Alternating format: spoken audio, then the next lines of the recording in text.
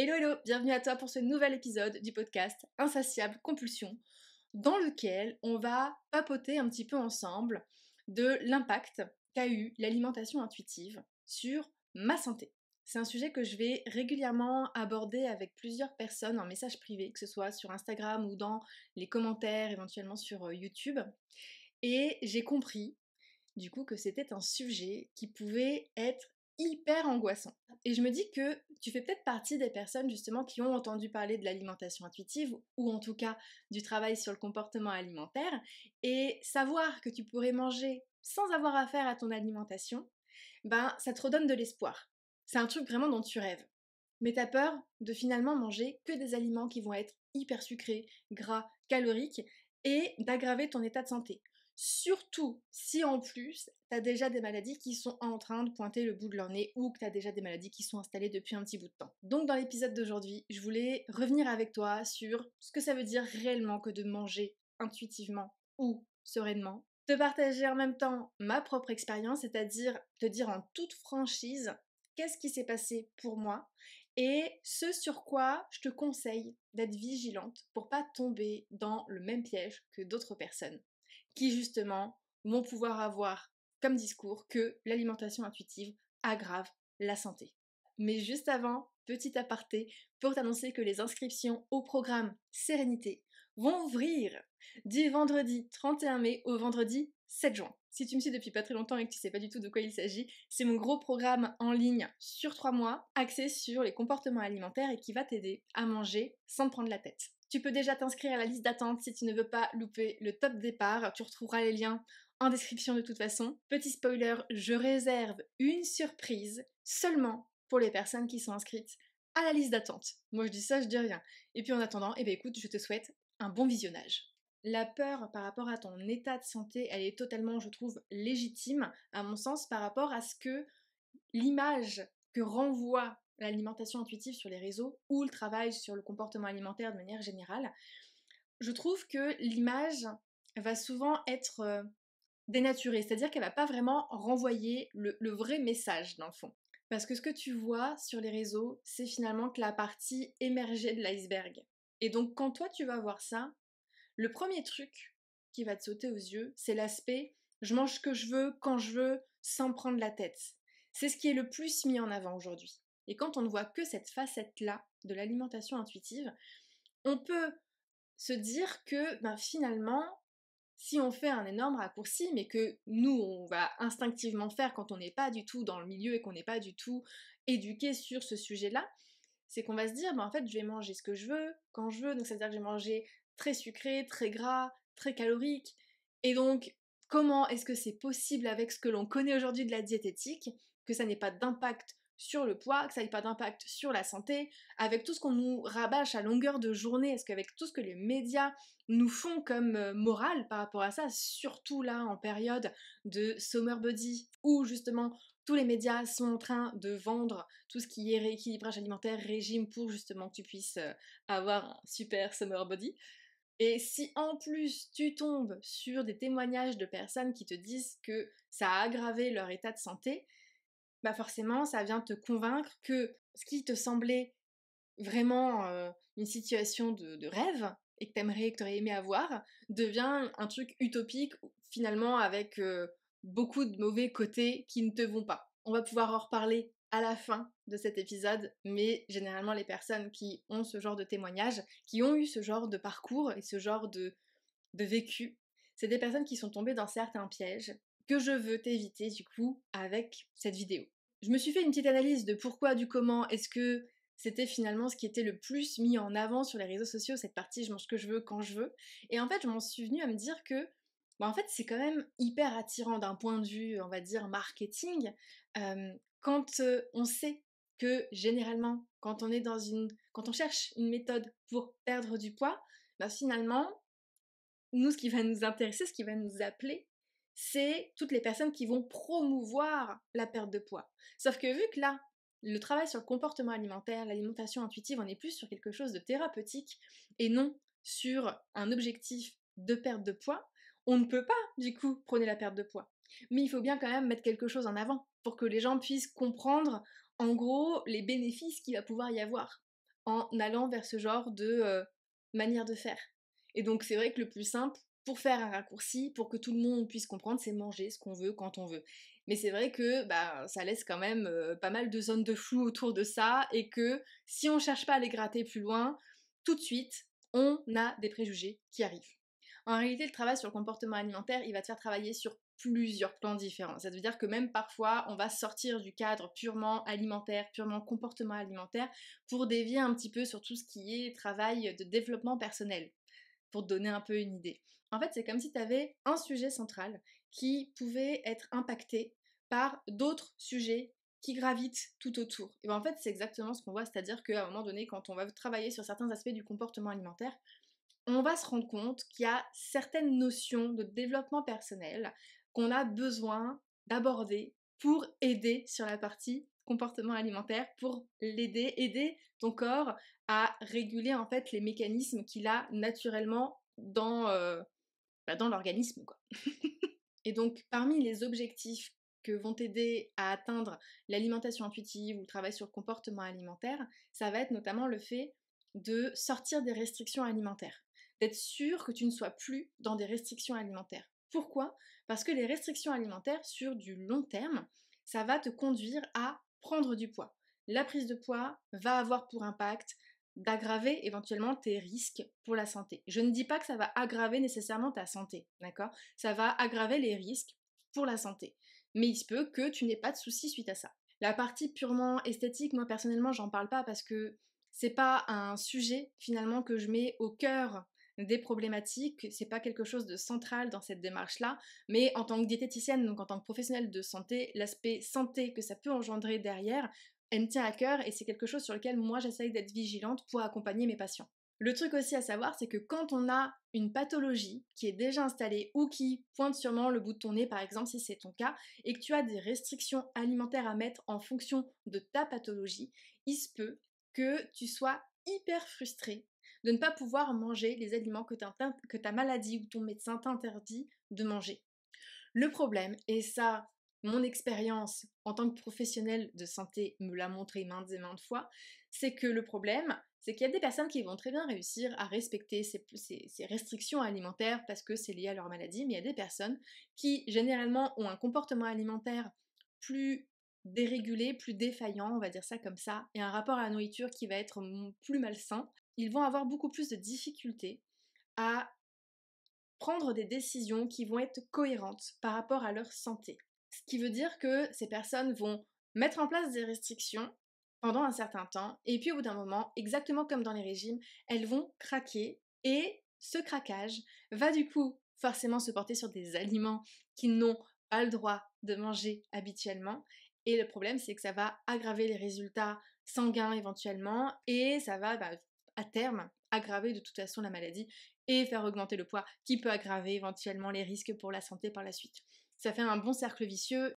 Donc même si, oui, ça va être important de peut-être privilégier certains aliments par rapport à d'autres en fonction de ta pathologie, si t'en as une. Si t'en as pas, clairement, c'est pas le sujet. Mais si t'en as une, ça serait important en effet de prendre en considération ces connaissances-là, mais on va le faire d'une certaine manière. Mais il y a une chose importante que j'ai envie que tu gardes en tête, parce que si tu suis pas jusqu'à la fin, dans le doute, tu ne peux pas travailler sur des restrictions alimentaires en lien avec ta maladie.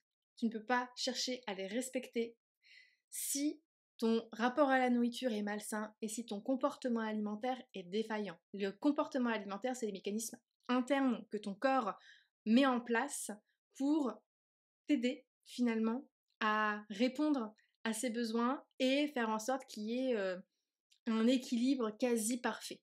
Mais pour ça, il faut qu'il y ait une bonne communication entre toi et ton corps, ce qui n'est peut-être pas forcément le cas.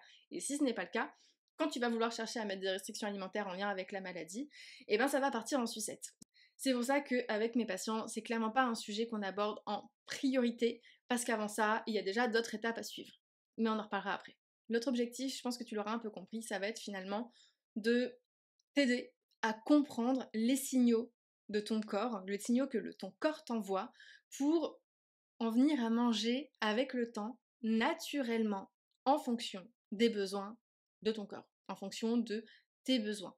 c'est-à-dire les signaux qu'il va t'envoyer quand tu vas avoir des envies, quand tu vas être rassasié, quand tu vas avoir faim, mais aussi des signaux plus globaux qui sont pas forcément en lien avec ce que je viens de te dire là, mais qui vont être peut-être plus, tu vois, je sais pas moi, admettons, t'as mangé des épinards, t'as mal au ventre parce que t'as mangé des épinards, même si ça a rien à voir avec l'envie, la faim, le rassasiement, le fait d'avoir la sensation de digestion compliquée après avoir mangé des épinards, et ce qui s'ensuit après par la suite, quand tu vas par exemple à la selle, oui j'ai toujours des exemples très ragoûtants moi, mais je n'ai aucun tabou sur ça, bah, tu vas très bien te rendre compte qu'il y a un truc que ton corps n'aime pas.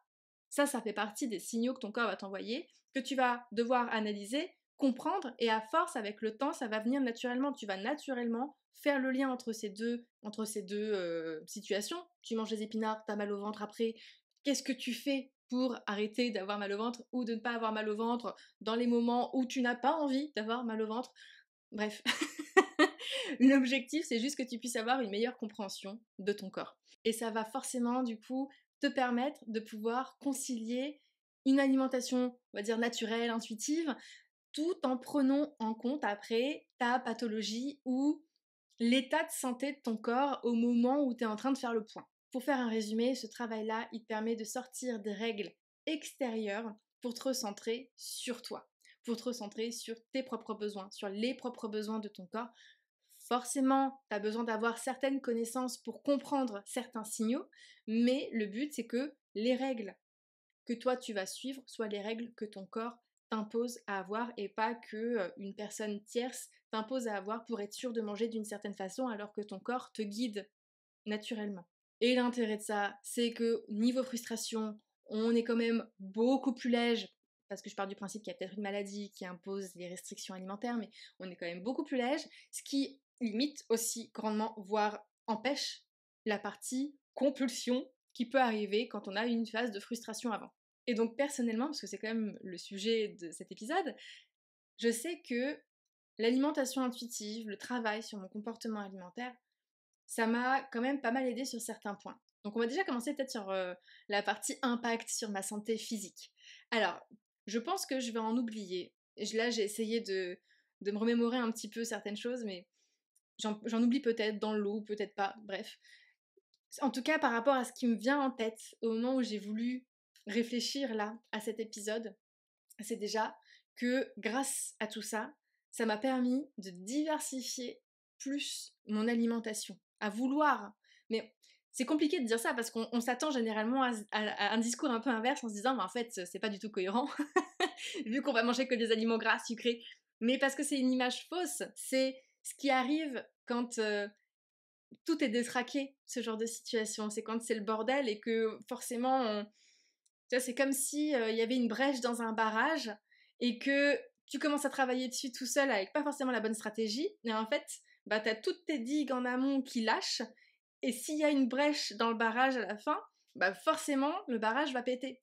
Et c'est exactement ce qui se passe généralement et qui fait que derrière, il y a des témoignages qui disent que c'est mauvais pour la santé, mauvais pour le poids et tout ça, tout ça. Et c'est pour ça que je trouve que l'alimentation intuitive a aujourd'hui une image assez controversée actuellement sur les réseaux. Mais donc je disais, dans mon cas, et c'est aussi le cas pour les patients parce qu'à chaque fois ils me font la remarque en cours de prise en charge, mais en fait, naturellement, la diversification alimentaire se fait. Et en plus, on en a envie par plaisir. Et quand je parle de diversification, c'est que on va aussi avoir envie de manger des épinards, des poireaux, du saumon, de la viande, des fruits. On a envie de manger d'autres types d'aliments que ceux avec lesquels on a l'impression d'être addict au départ. Et on les mange pas parce que on se force, on le fait pas parce que c'est inscrit dans notre rééquilibrage alimentaire, on le fait pas parce que c'est inscrit dans notre plan alimentaire parce qu'on doit le manger, on le fait parce qu'on a envie de le manger. Et moi, ça a été mon cas, justement, de me dire, waouh, quand j'ai eu envie de manger, par exemple, une orange, après avoir vécu la phase de compensation du départ, je me suis dit, waouh, ça faisait longtemps que j'avais pas eu envie, vraiment eu envie de manger une orange. Et le plaisir ressenti quand t'as vraiment envie d'un aliment, et pas parce que tu te l'imposes, il est démultiplié. Mais ça, faut vraiment pouvoir le vivre pour pouvoir le comprendre. Autre impact que ça a eu sur ma santé physique, ça va être la stabilisation du poids. Alors, c'est vrai que, comme je le disais tout à l'heure, le poids, c'est pas quelque chose sur lequel on fait vraiment une fixette dans cette démarche. En tout cas, moi, j'en fais pas une fixette en tant que professionnelle de santé par rapport à l'aspect esthétique, comme je te le disais. Moi, ce qui va m'intéresser, c'est surtout l'aspect santé. Et donc, moi, ce que je vois, c'est que mon poids est quand même assez stable, alors qu'il était constamment en hausse sur les années précédentes. Là, pour le coup, il reste stable, et si jamais il monte, je sais exactement pourquoi il monte, et je sais que c'est pas lié à la nourriture, et que c'est lié à un autre aspect de ma vie, qu'il faut que je prenne en charge, que je prenne en main, d'une manière différente qu'en faisant attention à mon alimentation. Et donc en ça, pour moi, c'est plutôt un impact positif, parce que l'objectif, pour moi, c'est surtout, outre l'aspect esthétique, c'est de ne pas prendre trop de poids pour pas faire trop monter mon poids d'équilibre, pour pas faire trop monter le curseur risque pour la santé. Parce que pour le coup, dans ma famille, il n'y a pas vraiment de maladie particulière qui pourrait me faire flipper, où je me dirais il faut absolument pas que je prenne de poids pour pas aggraver ma santé, mais par rapport à tout ce que je vois en fait au niveau de mes patients, je préfère, si j'en ai la possibilité, avec les outils que j'ai, de limiter au maximum la prise de poids. Ce qui est le cas avec le travail sur le comportement alimentaire, parce que à partir du moment où tu as un comportement alimentaire régulier à rapport à la nourriture sain, ton poids arrête de monter au bout d'un moment. Autre impact que ça a eu, c'est que ça m'a aidé à respecter mon corps. Alors, qu'est-ce que j'entends par respecter mon corps? C'est que ça m'a aidé en fait à écouter les besoins de mon corps dans un spectre plus large que ce qu'on entend habituellement. Par exemple, là, oui, ça m'a aidé pour respecter mes envies, ma faim, mon rassasiement, les facteurs santé, tout ça, mais ça m'a notamment aidé à plus facilement percevoir quand mon corps est fatigué et que j'ai besoin d'aller me reposer. Quand mon corps a un problème en particulier, une maladie ou autre, d'essayer de comprendre exactement ce qui se passe. Pour essayer de te donner un exemple, là j'en ai trois qui me viennent en tête. Là, le premier exemple qui me vient en tête, c'est une fois où, au début du travail justement sur le comportement alimentaire, j'ai ressenti une sorte de gêne, une sorte de douleur au niveau des intestins. Et cette douleur, j'ai la maladie de Crohn. Donc, ayant la maladie de Crohn, je suis habituée à avoir certaines douleurs au niveau des intestins. En tout cas, à ce moment-là, j'étais habituée. Et en fait, je savais à ce moment-là que c'était pas ça. Je savais qu'il y avait un souci, un truc qui était pas normal, mais je savais pas quoi. Bref, je me souviens, j'étais en train de m'endormir, je m'endors, pas de souci. Et le matin, quand je me suis levée, j'étais malade. Je pense qu'on peut dire que j'avais une gastro. Je t'ai dit, mes exemples ne sont jamais très ragoûtants, mais je trouve que c'est quand même intéressant de pouvoir parler de ce genre de choses parce que j'en parle régulièrement aussi avec mes patients en consultation. Ça fait partie du tube digestif, donc de la partie comportement alimentaire aussi. Et donc voilà, j'ai trouvé ça hyper intéressant. C'est la première fois, je crois, que ça m'a vraiment sauté aux yeux le rapport qu'il pouvait y avoir entre le se reconnecter au corps et les bienfaits au niveau santé que ça pouvait réellement avoir de ce point de vue-là pour comprendre, pour apprendre à comprendre en fait ce qui se passe dans ton corps.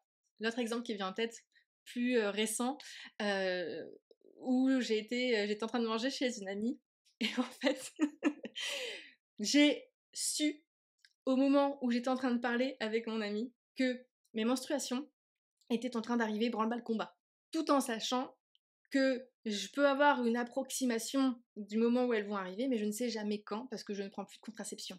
Et donc j'ai coupé la conversation pour aller aux toilettes, faire une petite vérification, et en effet, c'était pile le moment en fait où elles arrivaient. Et quand je suis revenue et que j'ai dit à ma pote que finalement mon intuition était bonne, elle m'a regardée avec des grands yeux pour me dire mais comment t'as fait pour savoir exactement que là, elles étaient en train d'arriver? Et donc, du coup, voilà, c'est par rapport à la sensation physique que je ressens, c'est la même à chaque fois. À force d'être au taquet et d'être obligée finalement d'être vigilante à ces symptômes-là, parce qu'elles peuvent arriver à tout moment dans un certain espace-temps, et ben du coup, forcément, je suis plus vigilante dans ce laps de temps.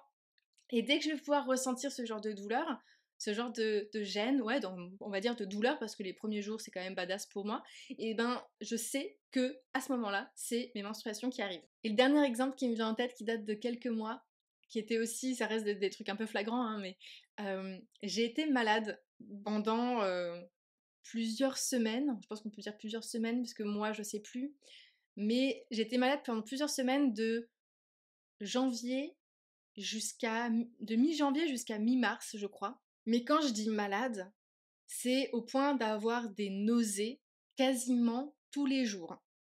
Des nausées où je finis par vomir. Pas j'ai une sensation, je suis un peu nauséeuse, je suis patraque. Non, des nausées où je vomis. Et donc forcément, moi ça m'a alarmée. Plus les jours passaient, plus ça m'a alarmée parce que je me suis dit mais qu'est-ce que c'est que ce beans? Qu'est-ce qui m'arrive? C'est la première fois que ce genre de truc m'arrive. Et donc forcément, vu que c'est la première fois que ça m'arrive, que je me retrouve à avoir des nausées avec des vomissements le soir en fin de journée, j'en viens à me dire, est-ce que je serais peut-être pas enceinte? Non, après avoir fait un test de grossesse, j'étais pas enceinte. J'en suis venue après à me dire que j'étais peut-être en train de faire une crise de foie parce que j'avais mangé assez gras sur les 2 premières semaines de janvier. Donc je m'étais dit peut-être que c'est ça, peut-être que après, j'ai pas eu l'impression de manger vraiment, vraiment, vraiment plus gras que à d'autres périodes de ma vie, mais, mais je me suis dit, bon, après, je vieillis, donc peut-être que mon corps gère moins bien ce genre de repas, quoi. J'ai du coup fait beaucoup, beaucoup de tests pour comprendre ce qui est en train de se passer, donc les médicaments m'ont pas forcément aidé. J'ai testé de manger moins gras. Dans ma tête, j'avais l'impression que ça aidait. Du coup, j'ai continué sur cette voie-là, en évitant de manger gras et en rajoutant un peu plus de végétaux, voilà, on va dire en équilibrant, pour le coup, là, plus mes assiettes par rapport à ce symptôme physique que mon corps était en train de m'envoyer. Et puis, après, au bout de quelques jours, je me suis rendu compte que, sans faire exprès, vu que ça faisait un petit moment que j'avais pas été malade, j'ai remangé des aliments plus gras parce que, au bout d'un moment, j'ai lâché, en fait, les restrictions alimentaires en lien avec la santé pour juste, me laisser aller à ce que mon corps avait réellement envie de manger. Et j'ai pas été malade, alors que j'avais quand même bien remangé gras.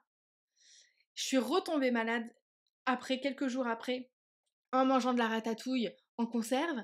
Honnêtement, je me suis dit que si j'étais malade avec de la ratatouille, mon hypothèse n'était pas forcément la bonne. À chaque fois, je me suis rendu compte que dans la période où j'étais malade, j'avais pris des gélules de plantes pour me faire une cure pendant quelques jours.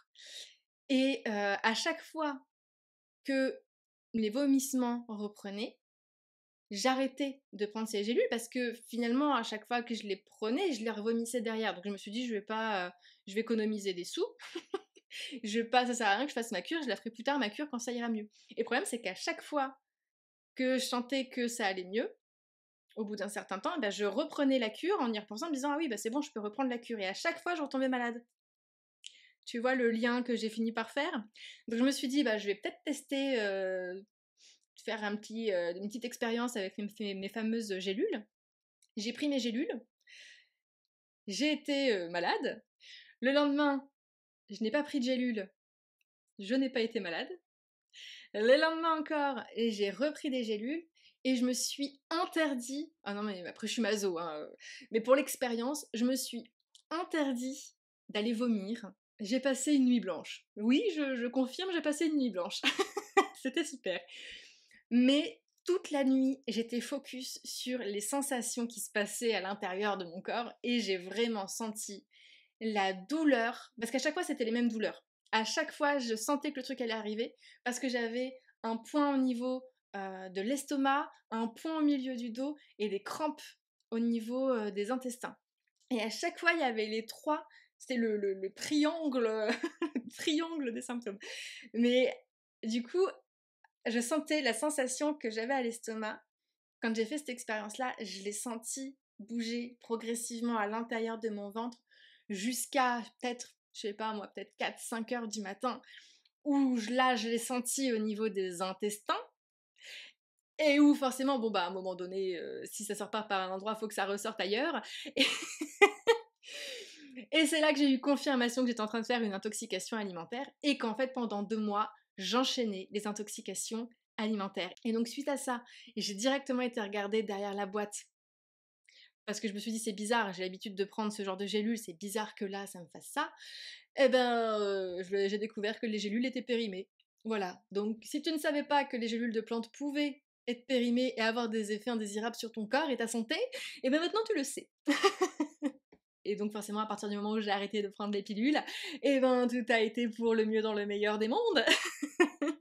Mais revenons à nos moutons. Donc autre impact que ça a pu avoir, c'est que ça a stoppé les inconforts physiques aussi au niveau de mon estomac. C'est-à-dire que à la fin des repas, je ne termine plus, ou ça peut m'arriver après de manière très ponctuelle, mais au moins je sais d'où ça vient.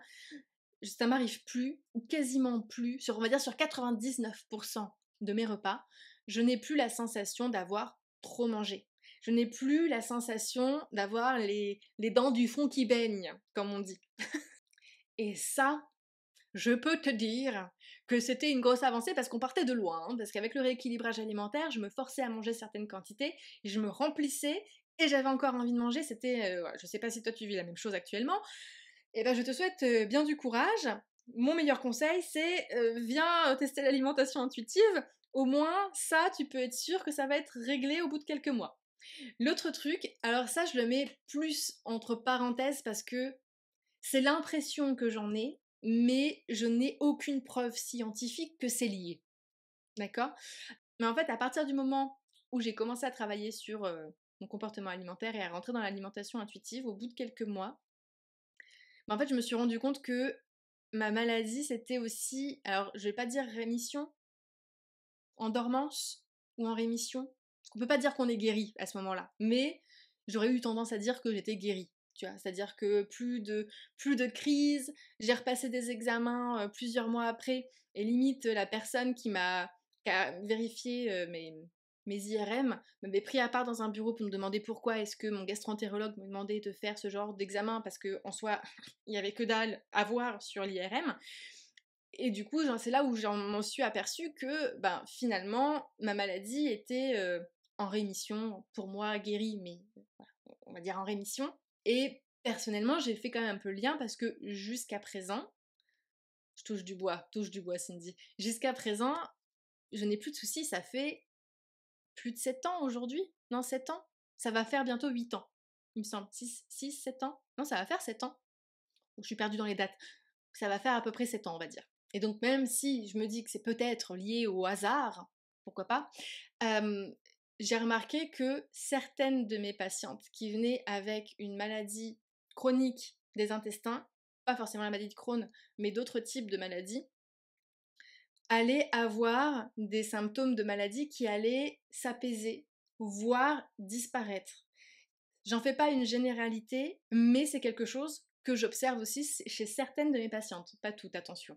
L'autre impact que ça a sur ma santé physique, c'est que je vais aussi avoir plus l'envie de bouger, mais par plaisir. Je dis de bouger plus, d'être plus active. Je ne parle pas de sport parce que, avec tout ce qui était rééquilibrage, tout ça, le sport, ça a été très compliqué pour moi de m'y remettre. Aujourd'hui, j'essaie de retrouver un rapport sain au sport, et j'aime pas le mot sport, donc je vais parler de mettre en mouvement. Et donc aujourd'hui, je vais plus facilement ressentir les moments où mon corps a besoin d'être en mouvement. Rien que par le fait de me faire des petits échauffements, de me faire voilà, des petits étirements, par le fait peut-être d'aller sortir en extérieur juste pour marcher un petit peu.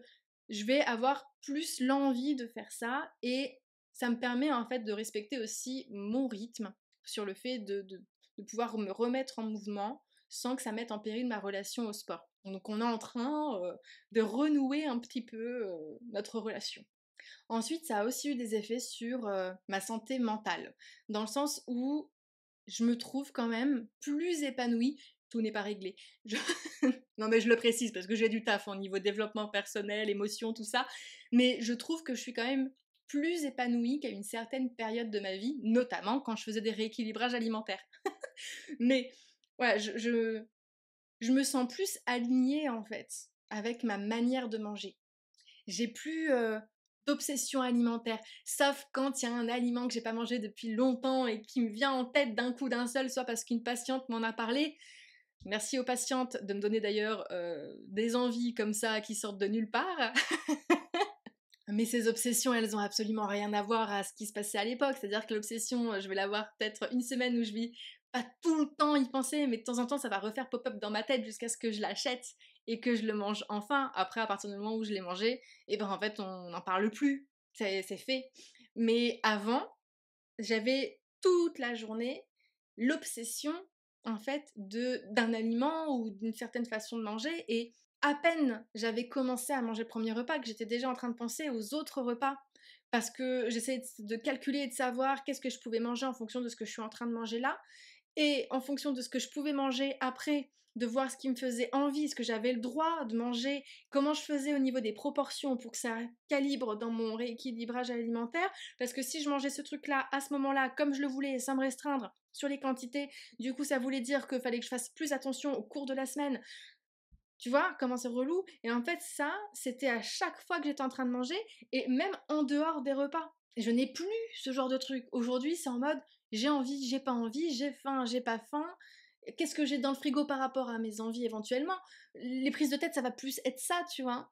Parce que j'habite pas dans un supermarché non plus. Mais les préoccupations sont totalement différentes. On est plus dans comment je respecte les besoins de mon corps, comment je m'adapte à la vie autour de moi en fait, et pas comment je fais pour respecter les règles que quelqu'un d'autre me dit de faire.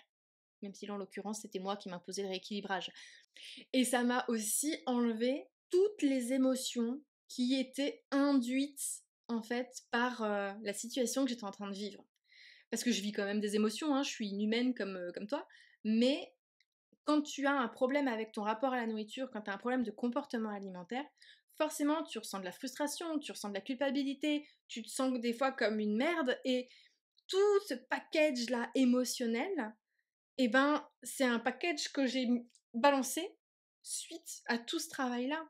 Il est parti en fait de lui-même, ce qui fait qu'aujourd'hui je vais plus avoir ces émotions qu'on appelle des émotions induites par le rapport malsain à la nourriture. Donc finalement, au niveau de ma santé mentale, ça me fait quand même une charge mentale énorme en moins, vraiment énorme en moins. J'ai beaucoup de charge mentale, je le répète, mais là, je me suis quand même enlevé une grosse épine du pied.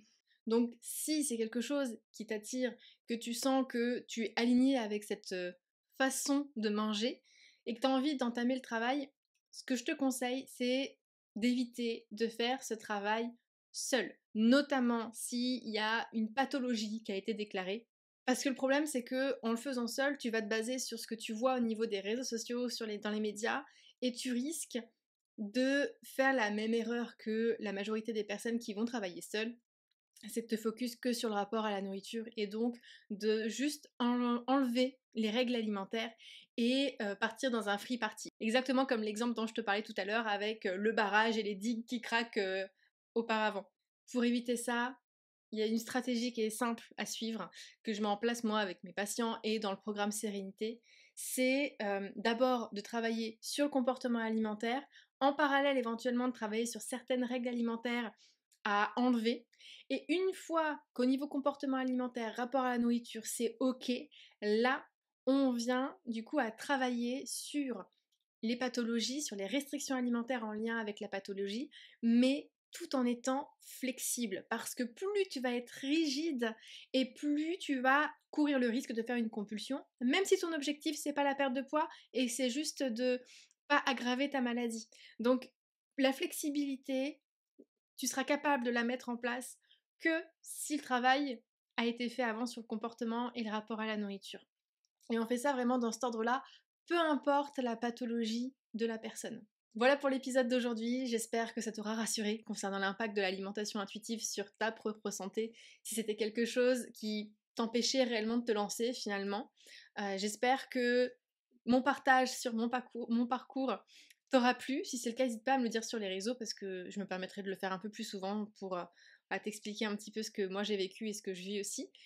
Petit rappel pour toi, si jamais tu as envie de retrouver une alimentation sereine, de te débarrasser des restrictions alimentaires et de renouer avec tes envies, ta faim et ton rassasiement, avec l'aide d'un processus qui te guide par la main pas à pas, qui va pouvoir te donner les bons exercices et les bonnes actions à mettre en place tout en ménageant ta santé. Tout ça, ça se passe dans le programme Sérénité, où on voit tous ces concepts en détail. Donc si jamais ça t'intéresse, si jamais t'es chaud patate pour enclencher le processus dès maintenant, je t'invite à t'inscrire tout de suite à la liste d'attente via le lien en description pour pas manquer l'ouverture des inscriptions. Et puis en attendant, eh ben écoute, je te dis à très vite dans un prochain épisode.